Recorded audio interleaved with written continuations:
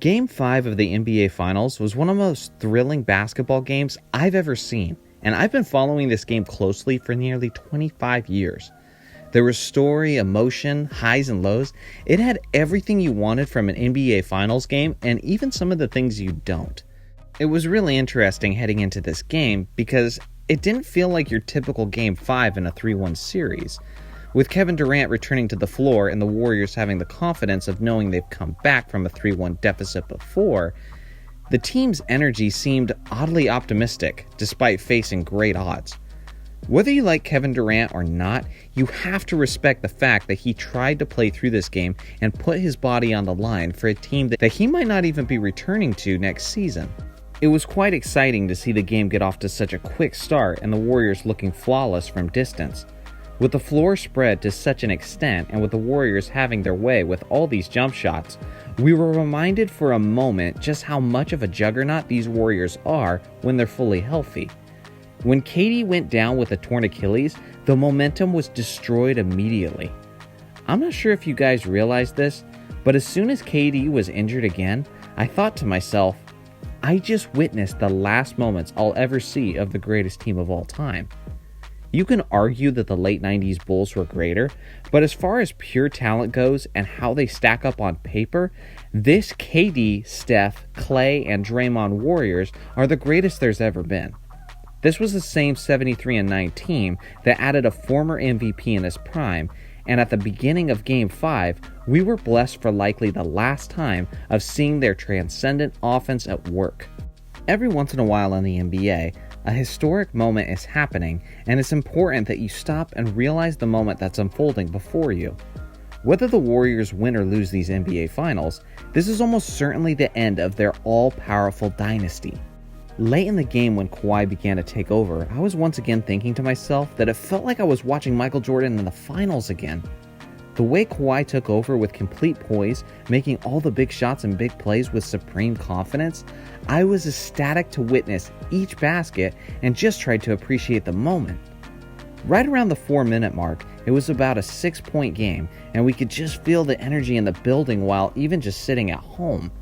These Toronto fans were beginning to sense the moment and get giddy with excitement as the NBA championship seemed imminent.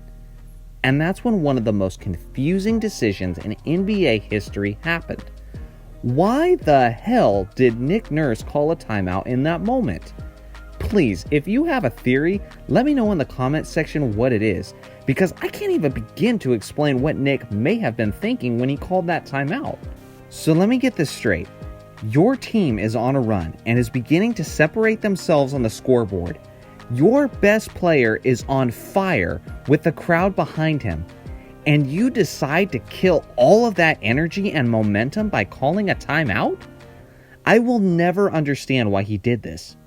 I was watching this game with a group of friends, and one of my friends in the room, who literally never watches NBA basketball, asked, "Why would you stop that play?" Even she could recognize the insanity of that coaching decision.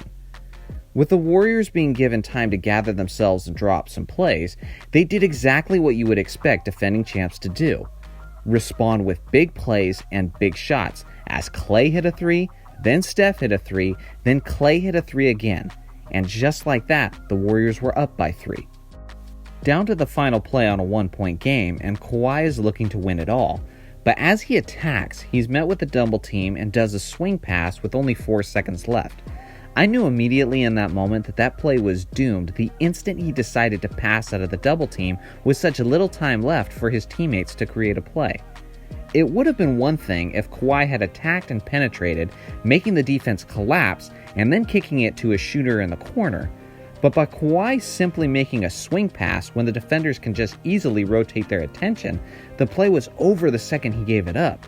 Plays like this make me appreciate the Jordans, Kobes, and Birds of NBA history, because when there's only a few seconds left and the defense knows who's getting the ball, it's really hard, man, to get off a good look. And some of those guys hit numerous game winners despite those difficulties. It may have looked like Lowry just threw up a terrible shot attempt, but other angles showed Draymond actually got a piece of it. Now we head back to Oracle Arena, where I fully expect the Warriors to feed off of their crowd and produce their best efforts in Game 6. Let me know in the comments section if you enjoyed some of my quick thoughts on that epic Game 5 and if I should do a similar video after Game 6 on Thursday. Make sure to like and subscribe for more NBA content and for videos on the NBA's rich history. Thanks for watching, and I'll see you guys in the next video.